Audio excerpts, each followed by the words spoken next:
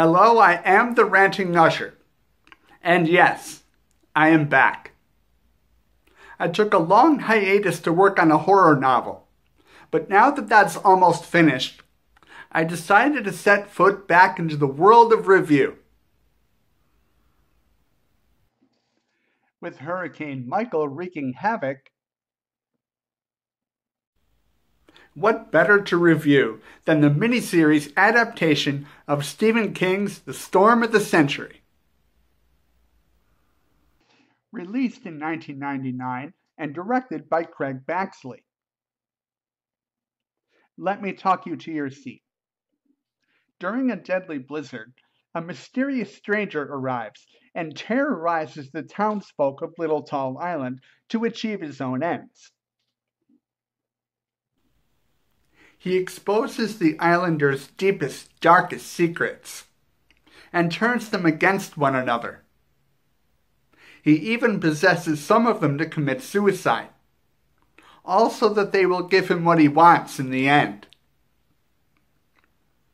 This makes him one of the cruelest, most sadistic, most manipulative villains King has ever created.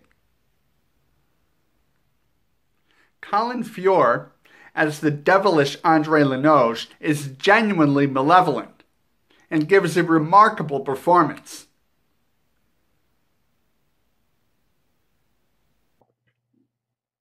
Even if he does get a little over the top, as King's villains often do, he still manages to be severely frightening.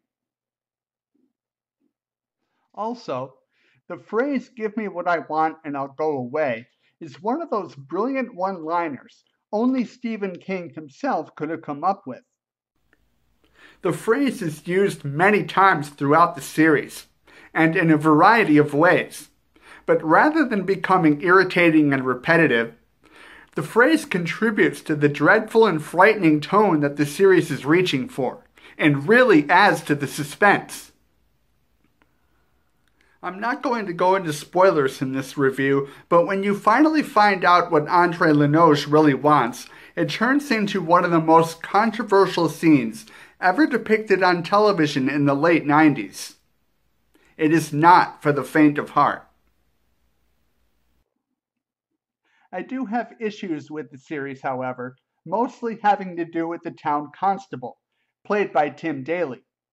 He is the most boring character in the entire series. That's not necessarily because of Tim Daly's acting ability, but rather the way his character was written and directed.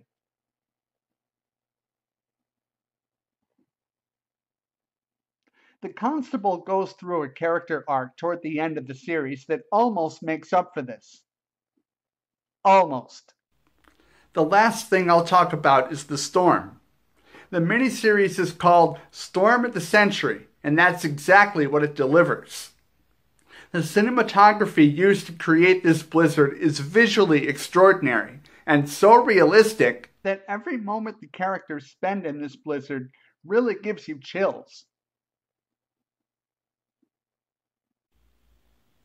With great acting for the most part, stunning cinematography, a compelling story, and a shocking climax, I would say that on a scale of 1 to 5, 1 being a train wreck and 5 a masterpiece, Storm of the Century gets a 4.6 rating.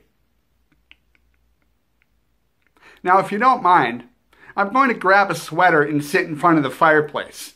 It's cold out here. As always, click the thumbs up if you enjoyed the video, subscribe to the YouTube channel, turn notifications on. Let me know what you think about Storm of the Century in the comments down below, and I'll see you next time.